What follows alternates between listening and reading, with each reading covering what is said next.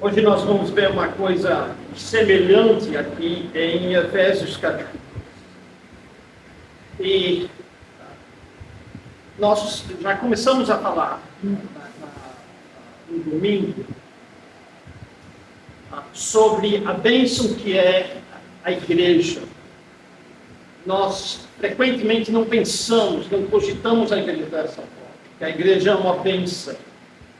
Mas aqui ele coloca em meio as bênçãos que nós recebemos na nossa salvação.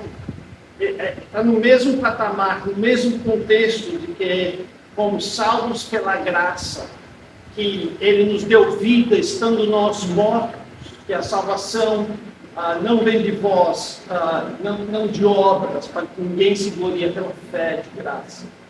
E agora ele começa no capítulo, no versículo 11, portanto, nota essa ligação, lembrai-vos de que outrora, vós gentios na carne, chamados incircuncisão por aqueles que se intitulam circuncisos na carne por mãos humanas, e nós gastamos algum tempo com a descrição de como nós éramos, nós gentios, antes da vinda de Jesus, naquele tempo, estáveis sem Cristo, separados da comunidade de Israel, estranhos às alianças da promessa, não tendo esperança e sem Deus no mundo. Uma situação completamente escura, tenebrosa, sem esperança, sem perspectiva. Foi aí que Deus nos encontrou. E o ponto que eu estou tentando enfatizar nesses versículos é que precisamos encarar a igreja como uma bênção. Precisamos prestigiar a igreja. Há duas coisas misturadas aqui. E a gente vê a mistura no resto da epístola. O conceito de a igreja geral, que é o terceiro homem, a terceira raça, o novo homem, como nós estudamos domingo passado, que é ao lado de Israel, o novo povo de Deus, mas que se manifesta em igrejas locais. E uma aplicação que eu vou fazer aqui nessa passagem, no restante da epístola, é que você não pode prestigiar a Igreja Universal. Você fala, mas eu faço parte da Igreja Universal. Sim, se você colocou sua fé em Jesus Cristo, você é membro do corpo de Cristo, não há nenhuma dúvida quanto a isso. Mas como é que você prestigia isso? Como é que você demonstra isso? Como você mostra a sua apreciação a isso? Participando do corpo da sua igreja, da manifestação visível e local. Eu lembro de aqueles quadrinhos, né, de Charlie Brown, e tal. O Linus sempre quis ser pastor, e a irmãzinha dele falava assim: você não pode ser pastor, porque você não tem um grande amor pela humanidade. O Linus respondeu assim: eu amo a humanidade, é gente que não aguenta. A humanidade, de forma genérica, eu amo, mas pessoas é outra coisa. Eu amo a igreja de Deus, mas a minha igreja, isso é incoerente, não faz sentido. E um dos argumentos é que, se nós eliminarmos a igreja de nossas vidas e vamos como pessoas individuais, individualistas a Deus, nós estamos, em certo nível, nos descristianizando, nós estamos nos colocando do lado de fora novamente. Porque era antes que Cristo veio, que nós estávamos do lado de fora, sendo ignorados, sem perspectiva, sem futuro. Mas quando Cristo veio, ele fez várias coisas. Uma das coisas que ele fez é nos aproximar dele. E ele fez isso ao estabelecer a igreja. uma vez a gente estava do lado de fora, agora estamos do lado de dentro. E a coisa do qual estamos dentro é a igreja.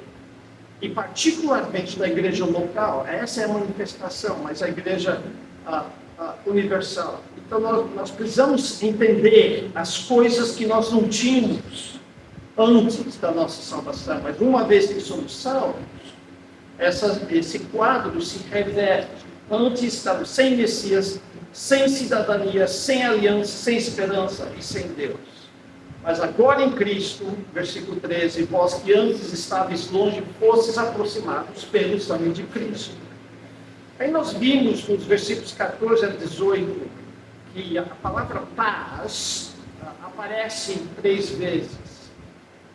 Primeiramente, no versículo 14, ele é a nossa paz. Ele é a nossa paz porque ele derrubou a parede ou muro de separação, que fazia separação entre judeu e gentio. Esse muro era a lei. E como a lei foi dada aos judeus e não para os gentios, isso fazia uma divisão real entre judeus e gentios. Mas Cristo derrubou essa parede. Como é que ele derrubou? Primeiramente, ele cumpriu toda a lei, e depois ele morreu na cruz e pagou pelo castigo que nós devemos ter pago. Ou seja, ele sofreu o nosso sofrimento, ele morreu a nossa morte. Então, uma vez que apareceu um substituto para tomar sobre si o nosso castigo, nós não temos mais o que pagar. A lei foi destruída, foi derrubada. Não é mais assim que nós chegamos a Deus e servimos a Deus. Então, com isso, ele fez a paz. Isso no final do versículo 15. Não apenas entre judeu e gentio ele fez isso, mas entre a raça humana e Deus. Ele fez a paz. Tinha 2 inimizades entre judeu e gentio, mas entre toda a raça humana e Deus. E uma vez que ele fez essa paz por meio da sua morte na cruz, ele veio e anunciou as boas novas da paz. Versículo 17 diz: evangelizou a paz a vós outros que estáveis longe. Quem que é que estava longe? Os gentios. E também aos que estavam perto. Quem que estava perto? Os judeus.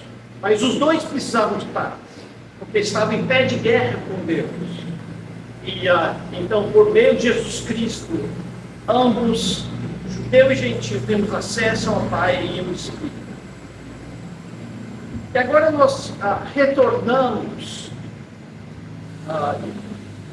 então, colocando em termos de razões, por que é que eu devo exaltar a igreja? Por que que a igreja deve ser tão importante para mim? Primeiro, porque na igreja Deus nos aproximou dele. Segundo, porque na igreja ele nos deu paz. E agora o terceiro, que na igreja ele nos exaltou, ele nos deu uma nova posição. Versículos 19 a 22. Assim, já não sois estrangeiros e peregrinos, mas concidadãos dos santos, e sois da família de Deus, edificados sobre o fundamento dos apóstolos e profetas, sendo ele mesmo, Cristo Jesus, a pedra angular, no qual todo o edifício bem ajustado cresce para santuário dedicado ao Senhor, no qual também vós juntamente estáis sendo edificados para a habitação de Deus no Espírito. Aqui nós voltamos ao começo desta parte. Versículo 12, estávamos sem cidadania, estávamos sem Cristo, estávamos sem nenhuma dessas coisas, mas agora ele nos exaltou e nos deu aquilo que faltava. E ele nos dá 2 imagens ou ilustrações para nos fazer compreender de que forma ele nos exaltou e nos deu uma nova posição. Porque antes a gente estava do lado de fora e agora estamos do lado de dentro. Em que sentido? Primeiro, ele nos deu uma nacionalidade nova, ou podemos dizer assim, ele nos deu uma família nova, uma cidadania nova. Versículo 19 diz assim: já não sois estrangeiros e peregrinos, mas concidadãos dos santos e sois da família de Deus.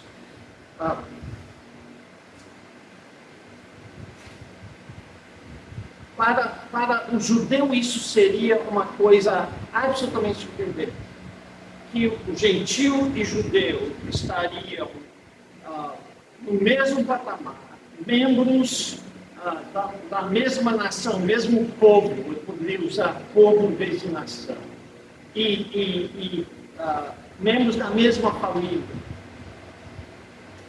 Você entende, e no capítulo 3 nós vamos ver isso com mais precisão, mas você talvez não entenda, mas precisa entender que no Antigo Testamento há promessas de que o mundo inteiro iria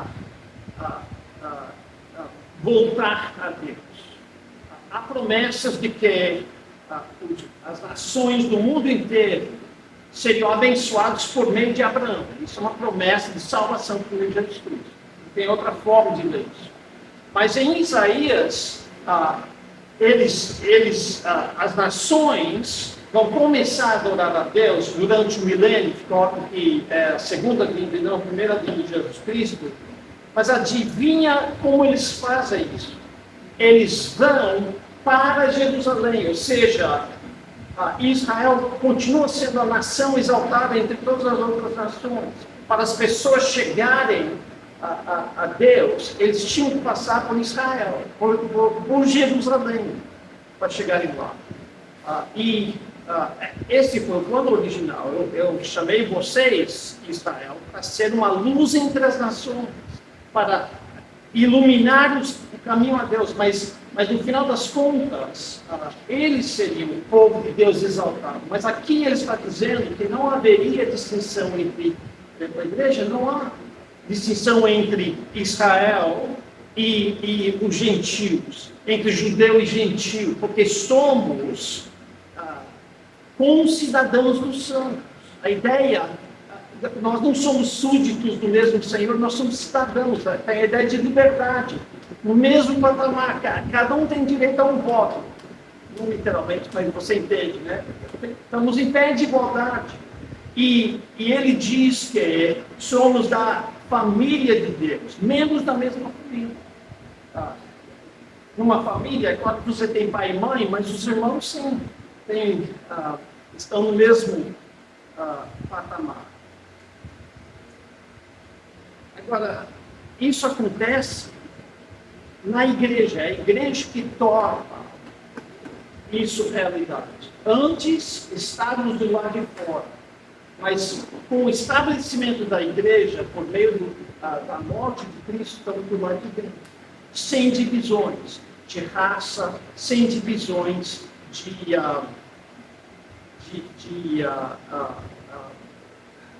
erudição, de riqueza, pobreza, de idiomas, escravos, livres, tanto faz.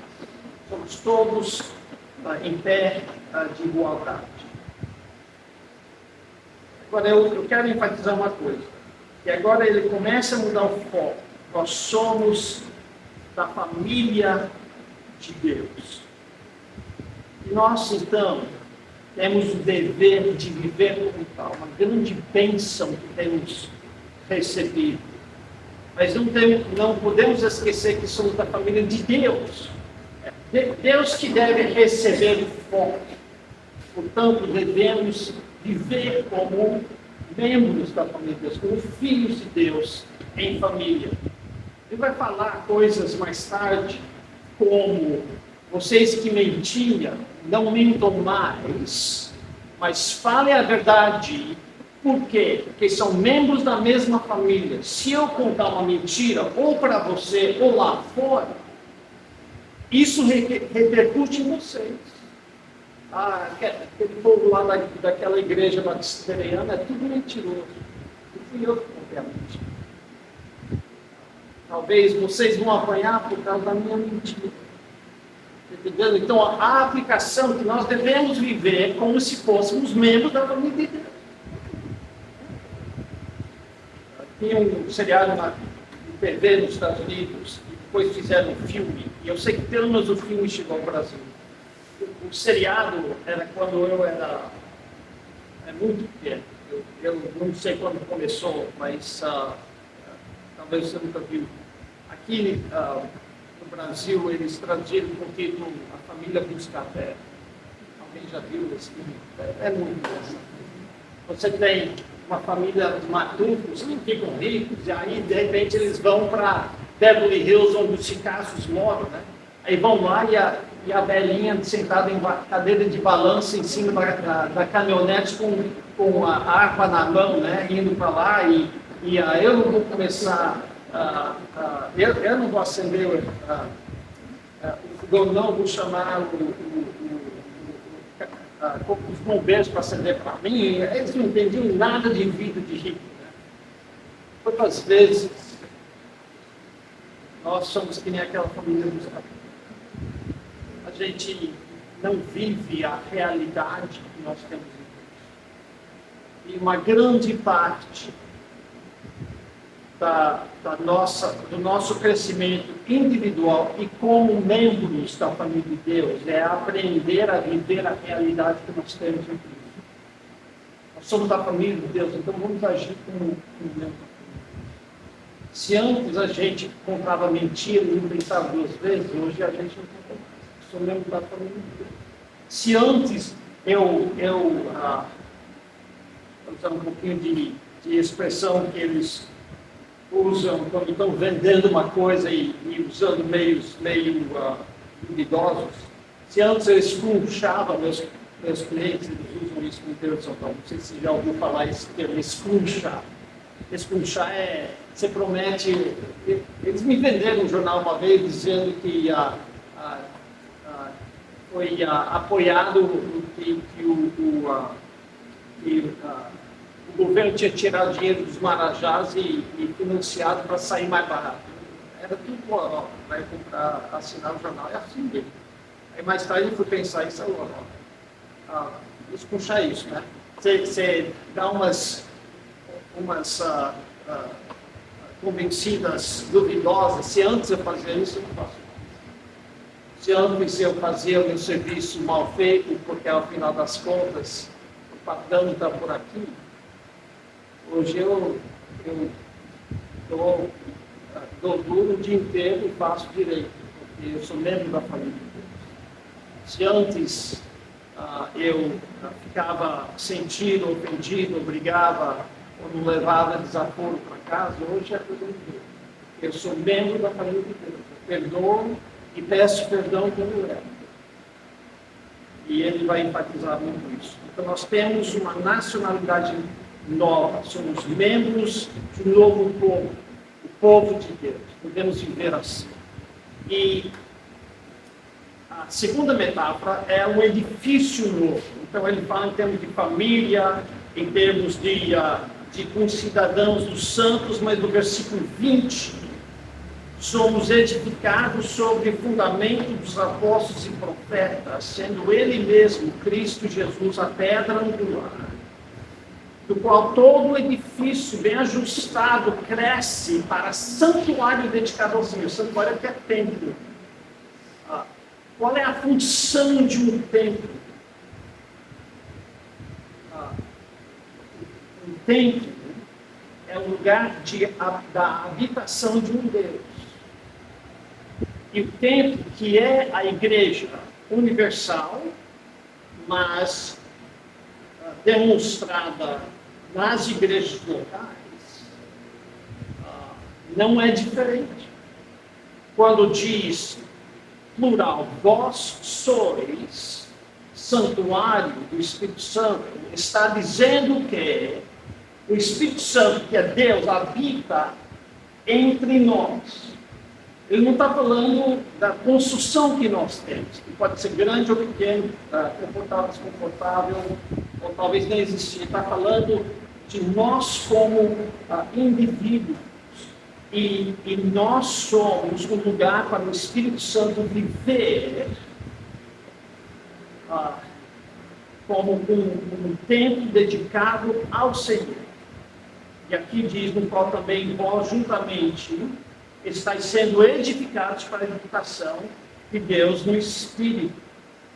Então veja algumas coisas sobre esse tempo. Em 1 Coríntios 3, ele vai dizer que o fundamento, o alicerce, é Jesus Cristo.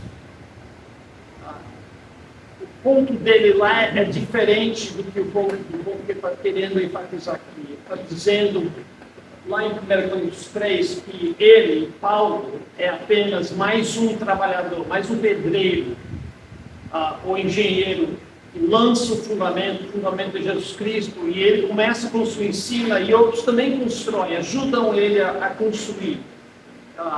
E se sair fora do fundamento, você não tem tempo. Aqui, o ponto é diferente.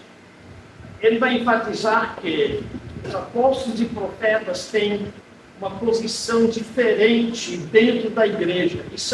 Nós vamos ver que esses profetas não são os profetas do Antigo Testamento, Isaías, Jeremias, Elias e Eliseu, mas são os profetas do Novo Testamento. Vamos ver isso no capítulo 3.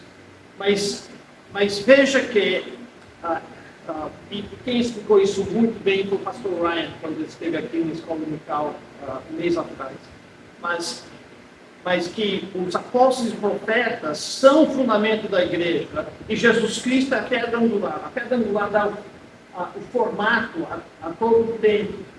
Mas o único Jesus Cristo que nós conhecemos vem através dos apóstolos e profetas. Como é que nós conhecemos Jesus Cristo? Através do trabalho que eles fizeram. Onde é que eles fizeram o trabalho? No Novo Testamento.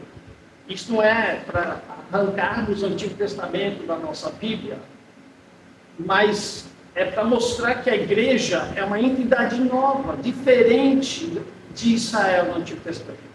Israel tinha leis, tinha cerimônias e altares e sacrifícios e fumaça e sangue.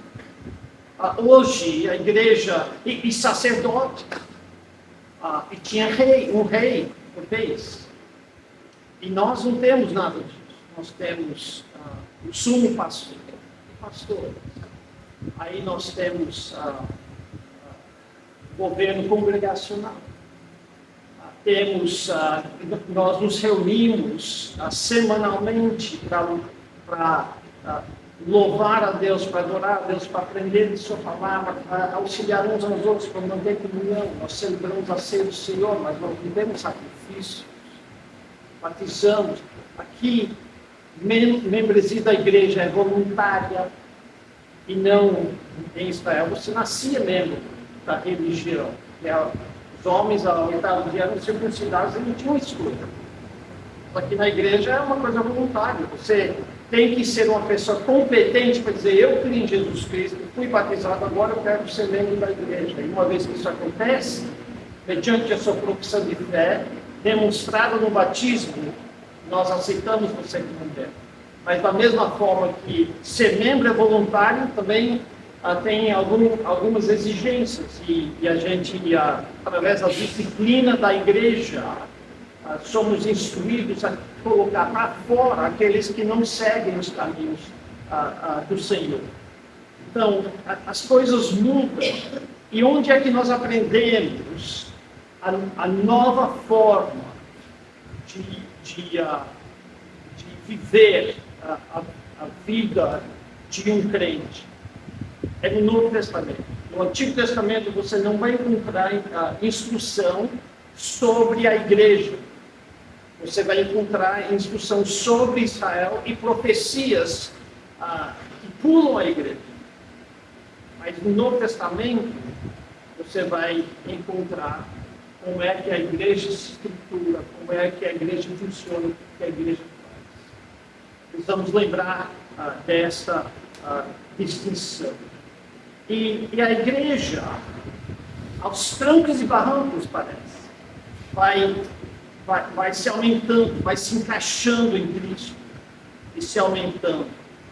E um dia será completo quando Cristo vier nos buscar. Mas lembra, nós somos um templo santo ao Senhor, uma habitação de Deus no Espírito. E isso também traz implicações para as nossas vidas. Como você age como membro desta igreja, dentro ou fora da igreja. Você não deixa de ser membro da igreja quando você sai. Respinga sobre o Espírito Santo. Você leva o Espírito Santo com você onde quer que você vá. Então pergunta-se, é uma coisa que o Espírito Santo lhe dirigiria a fazer? Essa atitude, essa resposta que eu devo dar. Essa atitude que eu essa ação que eu vou tomar comigo. Então, temos que lembrar que o Espírito Santo habita em nós, como igreja, e estamos sendo construídos um templo dedicado ao Senhor. E a gente não consegue fugir do nome dele. Então, nós precisamos levar isso em consideração. Nós vamos ver como ele desenvolve tudo isso no restante da epístola. Mas eu quero lembrar mais uma vez do privilégio que é estarmos do lado de dentro, não mais do lado de fora. E a igreja, ser membro da igreja é um grande privilégio, devemos valorizar, mas traz também responsabilidades e exortações. E isso fica claro no restante.